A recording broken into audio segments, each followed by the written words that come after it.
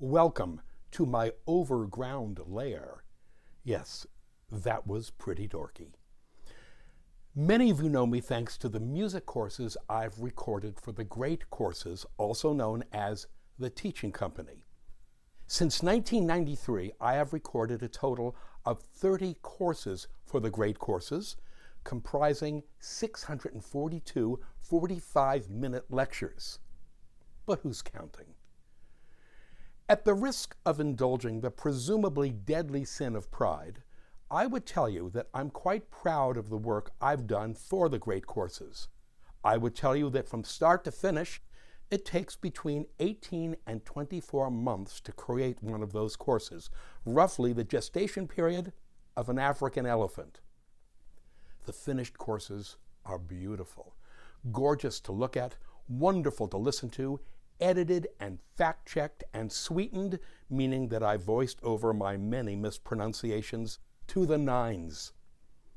Unfortunately, like us all, I'm not getting any younger, and there are 1,001 musical topics I'd love to talk about that the Great Courses has, presently, simply no time or inclination to record. So I have decided to record them myself, with the understanding that these web courses will not compete with, but rather will complement the 480 plus hours of lectures I've recorded to date for the Great Courses. My recording studio, the overground lair, so clumsily referred to moments ago, is my office/music studio here at home. I'm recording at my desk on my iMac with bookshelves behind me. I am not on a set. But I am recording in what is supposed to be DVD quality.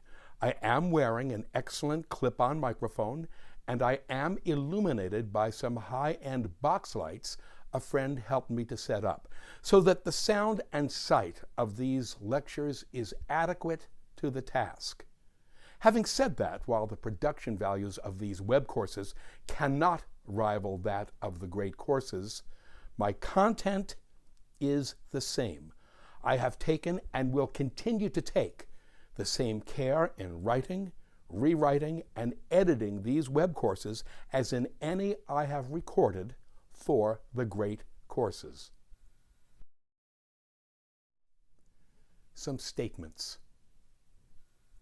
I am a professional music historian and a professional composer. My PhD from the University of California at Berkeley is in music composition. My understanding of any piece of music, be it a mass by Josquin, or an opera by Monteverdi, a symphony by Haydn, or a string quartet by Elliott Carter, my understanding is filtered through my own experience as a composer. When I look at a piece of music, I ask the same questions I ask myself when I'm composing. Why these pitches? Why these rhythms? Why these instruments? For what purpose was this piece of music written, and what is it supposed to mean? So, I am interested in both the mechanics of a piece of music, that is what makes it tick as a piece of music, and equally, I'm intrigued by its historical and personal context. What does a given piece of music tell us about the life and times of its composer? Now, some of the professors I studied with as an undergraduate back in the early 1970s would take me to task for the context thing. They insisted that a given piece of music could only be understood as a self-standing, self-referential object, meaningless and unrelated to anything else but itself. Well, those professors could not have been more wrong. In fact, everything we humans do has context, and context is everything. So be forewarned, in my search for context and meaning, my talks will, at times, go all over the place. The first two of my web courses are Mozart in Vienna, which consists of 16 lectures, and the music of the 20th century, which consists of 18 lectures. The lectures themselves run between 35 and 45 minutes in length. Mozart in Vienna explores the last 10 years of Mozart's life and examines his continuous and continually amazing development as a composer through the lens of his chamber music for strings, with musical examples provided by the Alexander String Quartet and others. This course is structured along the lines of those I've recorded for the great courses. Mozart in Vienna is heavy on biographical information and first-hand accounts of Mozart the man and musician.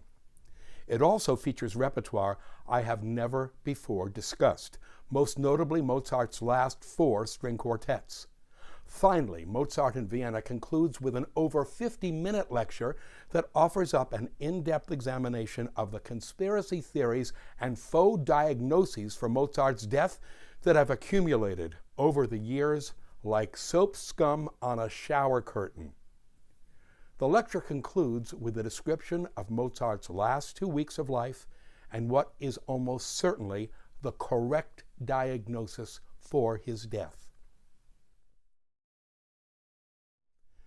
The Music of the 20th Century is a course I've wanted to make since the turn of the 21st century, but have been precluded from doing so by the absurdly extravagant costs of licensing music and recordings from the estates of recently deceased and still living composers. Well, technology has finally caught up with pedagogic intent, as virtually every one of the works under examination in this course, and there are over 60 of them, can be heard and in many cases seen for free on the web.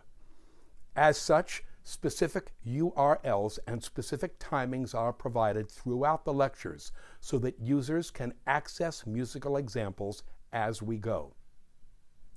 To answer a question I'm already being asked, no, I did not include any of my music in the course. That would have been both inappropriate and obnoxious. But I did want music for the opening and closing credits of each lecture, and for that I did use my own instrumental music, a different piece per lecture. So you see, I am capable of being self-serving and obnoxious after all. Syllabi/tables of contents for both Mozart in Vienna and the Music of the 20th Century can be found on my website at robertgreenbergmusic.com. I will be forgiven a little salespersonship. I am going to encourage you to buy these web courses. Yes, the internet is filled with freebies, but these courses will sadly not be among them. The writing, recording, and editing of these 2 courses took me nearly 14 months, and my conceit is such that I expect they are better than pretty much anything that's been tossed together by some wannabe and offered up for free. It is my great hope that these web courses will indeed sell, and whatever their technical shortcomings, they will be enjoyed and appreciated. So encouraged by such appreciation, I will be inspired to continue making just such web courses, seeking always your input on possible content. For your information, though nothing is set in stone, I am currently considering as my next 2 courses, The Life and Music of Chopin, as I have access, royalty-free, to wonderful recordings of all of Chopin's solo piano music, and a course entitled Perfect Practice, a Parent's Survival Guide to Music Lessons and Music Education. Thank you.